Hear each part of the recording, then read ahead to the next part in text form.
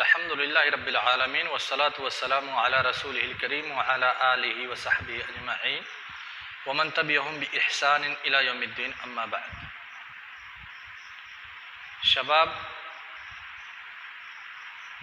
علامہ عثیمین رحمہ اللہ تعالی نے اپنی کتاب الاصول من علم الاصول میں حکم وضعی پر بہت ہی مختصر گفتگو کی۔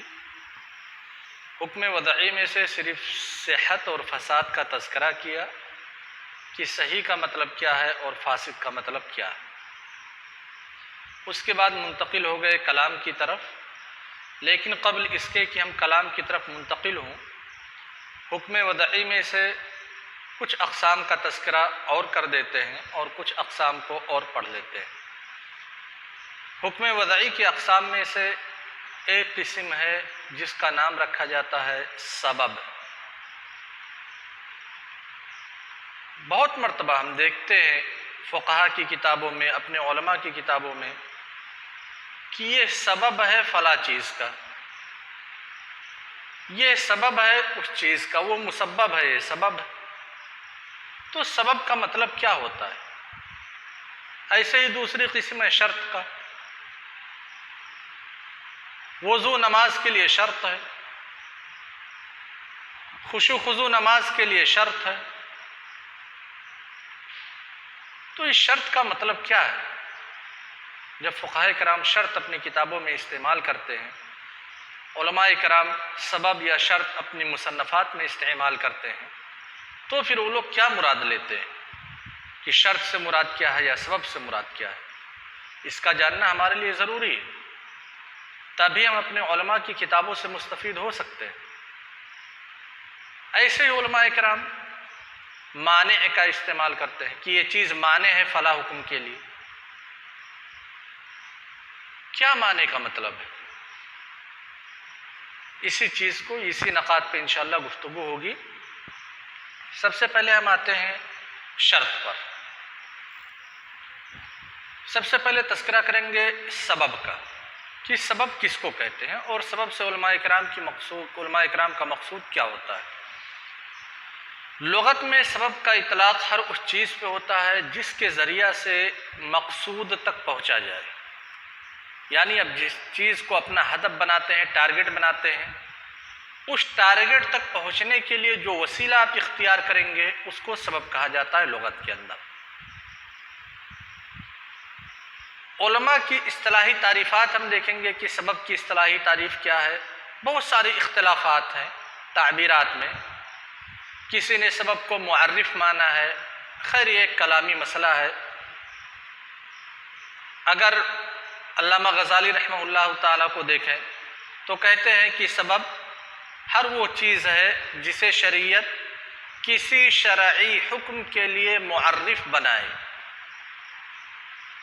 اس اعتبار سے کہ اگر سبب پایا جائے تو حکم بھی پایا جائے، اور اگر سبب مفقود ہو تو حکم بھی مفقود ہو۔ یہاں پہ تعریف ذکر کرنے کا مقصد صرف یہی تھا کہ علامہ غزالی رحمہ اللہ نے اور علامہ احمدی، ان لوگوں نے سبب کو معرف مانا ہے۔ معرف کا مطلب کیا ہے؟ یعنی سبب ہی حکم کا تعارف کرواتا ہے، سبب کے وجود سے ہی حکم کا وجود ہے۔ یہ ایک کلامی مسئلہ ہے علماء اصول فقہ کے نزدیک۔ اس سے قطع نظر اگر ہم ان تعریفات کو اکٹھا کریں جو سبب کی تعریفات کی گئی ہیں، تو ہم اس نتیجے پہ پہنچتے ہیں کہ سبب در حقیقت وہ امر ہے، وہ شے ہے جس کے وجود کو شارع نے حکم کے وجود کے لیے علت بنا دیا، اور جس کے عدم کو شارع نے حکم کے معدوم ہونے کے لیے علت قرار دے دیا۔ بہت ہی مشہور تعریف ہے، ما یلزم من وجودہ الوجود ومن عدمہ العدم لذاتہ۔ جس کے وجود سے وجود لازم ہے یعنی حکم کا وجود لازم ہے، اور جس کے معدوم ہونے سے حکم کا معدوم ہونا لازم ہے۔ یہ سبب کی تعریف ہے۔ اب ذرا دیکھ لیتے ہیں کہ تعریف سے ہمیں کیا سمجھ میں آتا ہے۔ ایک مثال لے لیتے ہیں، جیسے اللہ تبارک و تعالیٰ نے رجم کے لیے زنا کو سبب بنایا ہے، لہذا ایک انسان رجم کیا جائے گا، مکلف ہے، عاقل ہے، بالغ ہے، شادی شدہ ہے، اگر اس نے زنا کا ارتکاب کیا تو شرعی حکم کیا ہے کہ اسے رجم کر دیا جائے۔ رجم کرنا یہ شرعی حکم ہے۔ اس حکم کو شریعت نے کس کے اوپر موقوف کیا؟ یہ حکم کب نافذ کیا جائے گا؟ جب سبب پایا جائے گا۔ سبب کیا ہے؟ زنا۔ لہذا جب زنا پایا جائے گا اور شادی شدہ آدمی ہوگا تو پھر اسے رجم کیا جائے گا۔ اگر زنا مفقود ہے یعنی سبب مفقود ہے جو کہ زنا ہے رجم کا، تو پھر رجم بھی نہیں کیا جائے گا۔ جیسے ایک دوسری مثال لے لیتے ہیں، ہاتھ کاٹ دینا۔ شریعت نے ایک حکم لاگو کیا ہے کہ معاشرے میں امن و شانتی کو برقرار رکھنے کے لیے، لوگوں کے اموال کی حفاظت کے لیے، تاکہ لوگ اپنے اموال پہ مطمئن رہیں، شریعت فیصلہ کرتی ہے کہ ایک چور کا ہاتھ کاٹ دیا جائے۔ لہذا ہاتھ کا کاٹ دینا شریعت نے موقوف کیا ہے اس حکم کو چوری پہ۔ لہذا جب چوری پائی جائے گی، چوری ایک سبب ہے، علت ہے، جب چوری پائی جائے گی تب حکم پایا جائے گا، یعنی ہاتھ کا کاٹنا پایا جائے گا۔ اور جب سبب مفقود ہوگا، نہیں پایا جائے گا، یعنی کوئی انسان چوری نہیں کرے گا، تو حکم بھی مفقود ہوگا، یعنی چوری کرنے کا جو ہاتھ کاٹنا حکم ہے، ہاتھ نہیں کاٹا جائے گا۔ یہ سبب کی تعریف ہو گئی، لغوی اور اصطلاحی، اور مثالیں بھی ذکر کی گئی۔ اب یہی مختصراً لے لیتے ہیں سبب کی تقسیم پہ۔ سبب کبھی کبھی مکلف کے اختیار میں ہوگا، کبھی مکلف کے اختیار میں نہیں ہوگا۔ یعنی سبب کبھی کبھار نہ تو یہ مکلف کا فعل ہوگا اور نہ ہی مکلف کی طاقت میں ہوگا، اس کے باوجود جب بھی سبب پایا جائے گا حکم پایا جائے گا، کیونکہ شریعت نے حکم کو مربوط کر رکھا ہے اس سبب کے ذریعہ سے۔ وہاں پہ شریعت یہ نہیں دیکھتی کہ سبب مکلف کا فعل ہے یا مکلف کے اختیار میں ہے یا نہیں ہے۔ تو سبب کی پہلی قسم یہ ہے جو مکلف کا فعل نہ ہو اور مکلف کے اختیار میں بھی نہ ہو، لیکن حکم میں کوئی تبدیلی نہیں آئے گی۔ اگر وہ سبب پایا جائے گا تو حکم پایا جائے گا۔ مثال کے طور پہ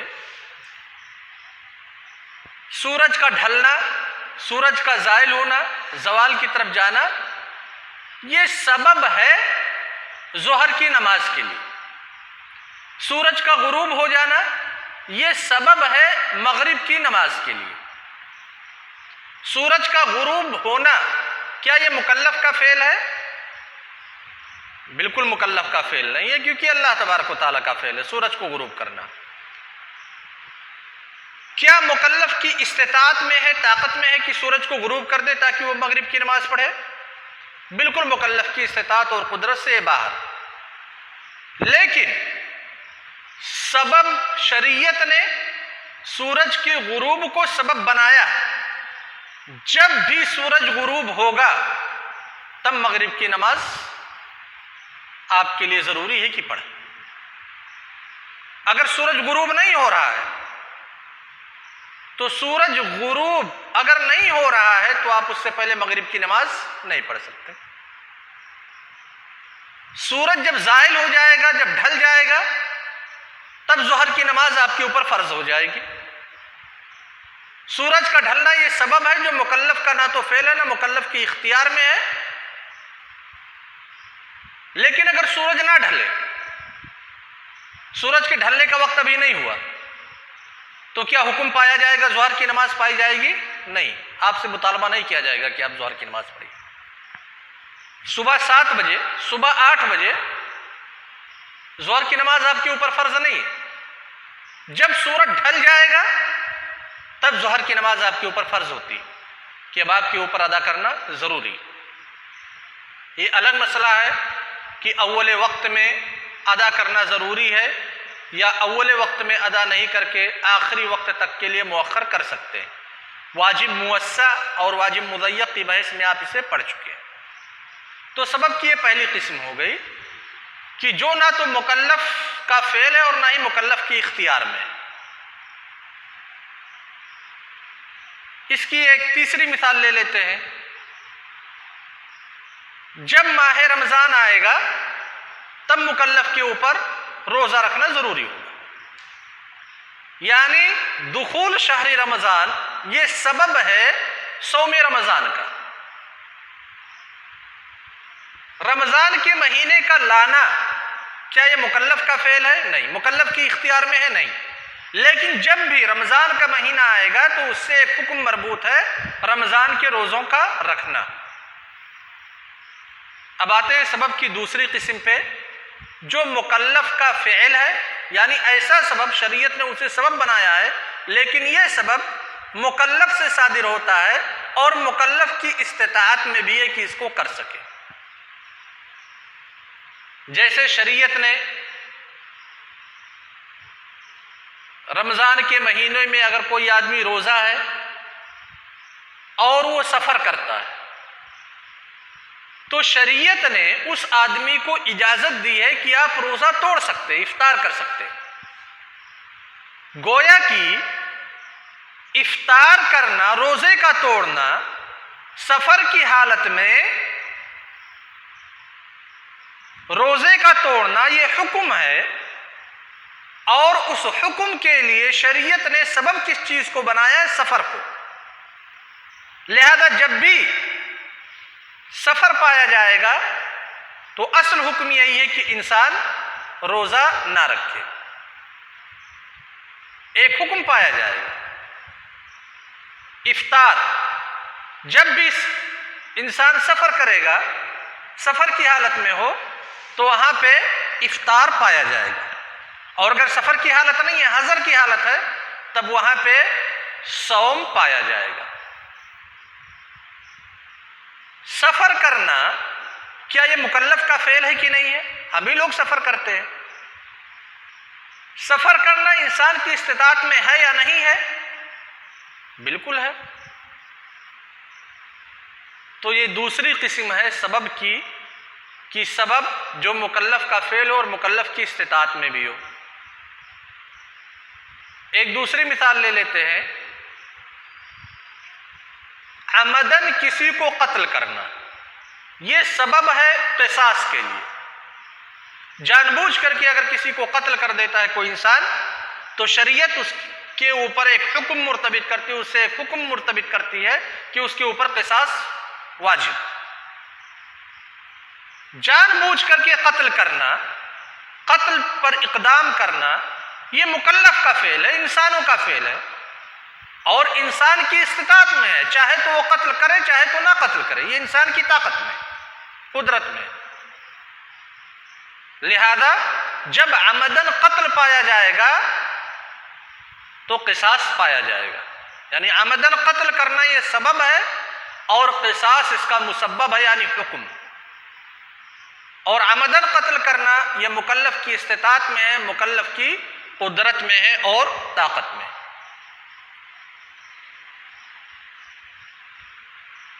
قصاص اس وقت مفقود ہوگا، یعنی حکم اس وقت مفقود ہوگا جب قتل عمد نہیں پایا جائے گا۔ تو یہ سبب کی دو قسمیں ہو گئی۔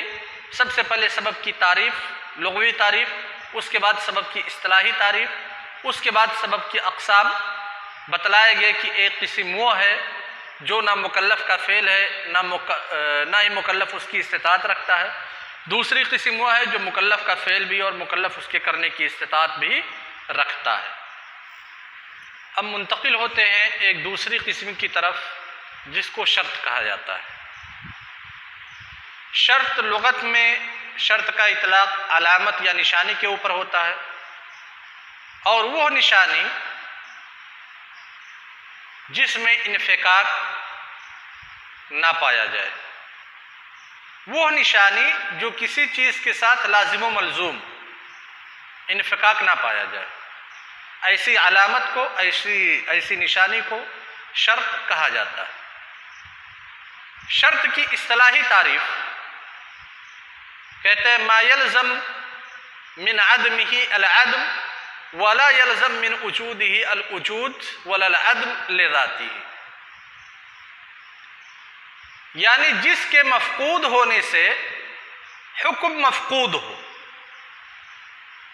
شرط اس چیز کا نام ہے کہ جب وہ معدوم ہو تو حکم بھی معدوم ہو، لیکن جب شرط موجود ہو تو شرط کے موجود ہونے سے حکم کا موجود ہونا یا معدوم ہونا ضروری نہ ہو، کبھی حکم پایا جائے گا کبھی حکم نہیں پایا جائے گا۔